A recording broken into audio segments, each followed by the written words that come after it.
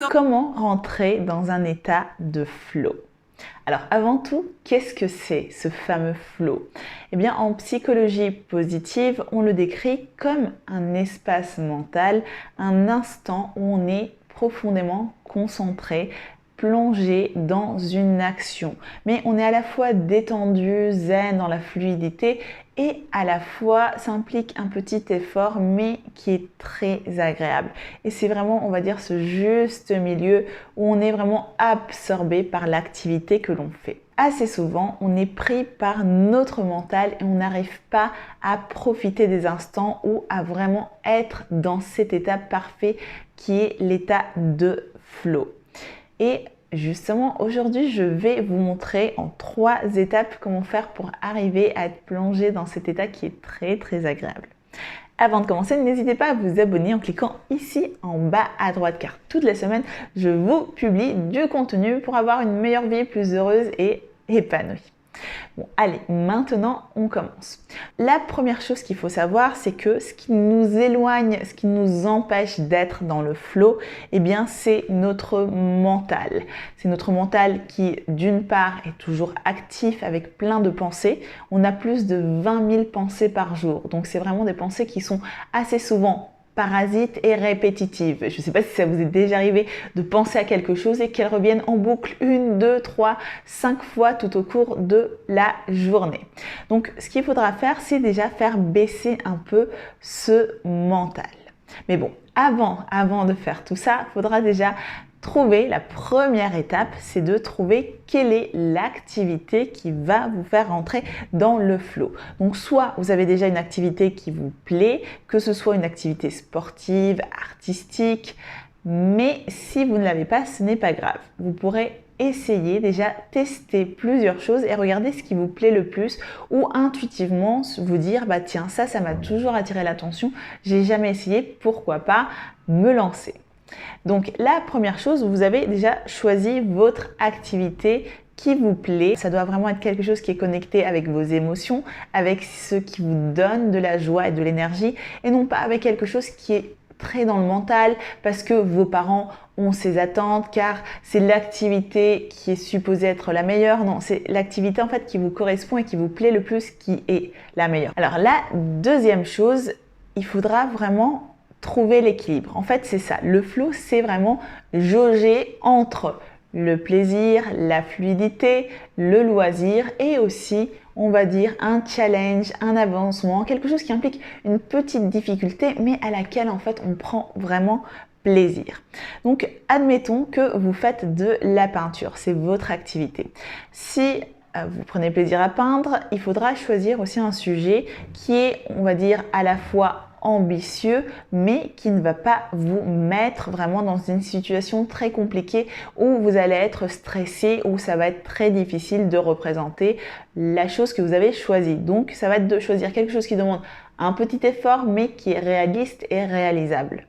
Pareil, si vous faites de la musique et vous avez choisi une partition qui est très compliquée, eh bien vous allez être plutôt stressé en essayant de la reproduire. Et pareil pour un sport, si vous jouez au foot, vous faites du taekwondo ou n'importe quel sport, eh bien faites quelque chose qui est facile pour vous, qui demande un petit effort, mais que vous savez que vous pouvez quand même réussir à le faire. Car sinon, vous allez être dans un extrême et si vous êtes en plein effort, en plein stress, et vous n'allez pas prendre plaisir. Alors par contre, il ne faut pas non plus tomber dans l'autre extrême. Et l'autre extrême, c'est quoi? C'est vraiment de faire quelque chose qui est très facile. À la limite, on s'ennuie en train de la faire parce que c'est tellement facile qu'on ne trouve plus ce petit côté un peu stimulant, ce challenge. Donc il faudra jauger et ça sera en fonction de votre ressenti de trouver le point là juste au milieu où on fait suffisamment d'efforts pour avancer, mais aussi où c'est très fluide et agréable. Moi particulièrement, ça m'arrive quand je peins. En ce moment, je suis en train de faire de l'abstraction et vraiment, je me concentre sur un dégradé de couleurs. On va dire que c'est quelque chose que je maîtrise, mais il faut quand même de la concentration pour que le dégradé soit bien fait. Donc, on va dire que quand je peins, je rentre vraiment dans un état de flow et c'est assez incroyable. Je peux passer 2 ou 3 heures à peindre et quand je regarde l'heure, je me dis waouh, il y a autant de temps qui s'est déjà passé et vraiment, je vous le souhaite à tous de pouvoir rentrer dans cet état de flow. Et la troisième chose aussi que je vous recommande, c'est déjà de travailler sur votre mental comme je le disais au début. En fait, c'est l'esprit, on va dire le mental, qui prend assez souvent le dessus et c'est celui-ci qui ne nous laisse pas profiter pleinement du moment. Donc, ce qu'il faudra faire, c'est un peu laisser ces pensées parasites de côté pendant quelques instants. Mais vous allez me dire, mais comment? Parce que finalement, on est toujours en train de penser. Donc, c'est pas quelque chose qui est évident. Donc, la première chose que vous pouvez faire, c'est déjà de prendre 3 inspirations profondes avant de rentrer dans l'action, dans la tâche que vous voulez réaliser. Donc, vraiment... Et aussi également couper toutes les sources de distraction telles que le téléphone, car si on est toujours sollicité, distrait, eh bien on ne va pas pouvoir vraiment se concentrer. Donc c'est un espace que l'on prend pour nous, c'est de se dire là, je rentre dans ma bulle et voilà, c'est mon moment à moi. Donc aussi c'est de se donner cet espace-temps pour nous. Et ce que je vous recommande aussi par rapport à ça, c'est de méditer. Alors c'est quelque chose que j'ai mis en place au quotidien. Et c'est vrai que la méditation m'a énormément aidée pour me sentir plus zen, plus à l'aise, mais aussi pour prendre plus de recul. Parfois, il y a des situations un peu difficiles, avec des personnes qui sont un peu agressives, un peu en colère, ça arrive parfois. Et en fait, quand je vois leur réaction, j'ai pris tellement de recul que je ne me laisse pas affecter par ce qui vient. Et la méditation est aussi bénéfique pour être dans cet état de flow, car vous allez être déjà un peu zen, un peu détendu, avec moins de pensées parasites et ça va aussi favoriser le fait de rentrer dans cet état qui est idéal. Maintenant, je vais faire un petit récap de tout ce qu'on a vu. Donc vraiment, pour pouvoir rentrer dans l'état de flow, déjà, c'est de sélectionner une activité qui vous plaise, qui soit vraiment en cohérence avec vous, avec ce qui vous fait plaisir, avec ce qui vous donne de la joie et de l'énergie. Donc n'écoutez pas les autres qui vont peut-être vous conseiller des choses qui sont bien pour elles mais qui ne vous correspondent pas. Donc cherchez votre vérité et ce qui vous correspond. La deuxième chose, c'est de trouver le juste équilibre entre quelque chose qui soit stimulant, qui implique un petit effort, un petit challenge, mais qui en même temps soit réalisable et réaliste. Donc vraiment, c'est trouver le point au milieu pour être vraiment dans un état de plénitude absolue.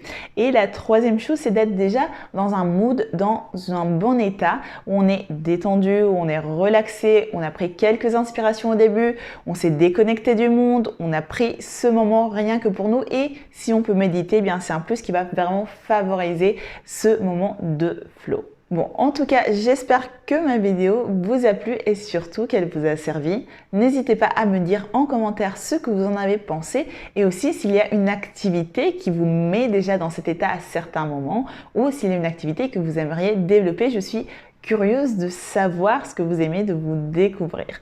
Et aussi, n'hésitez pas à me lâcher un like en signe de soutien. C'est quelque chose qui me touche beaucoup, que j'apprécie profondément. En tout cas, je vous fais plein de gros bisous et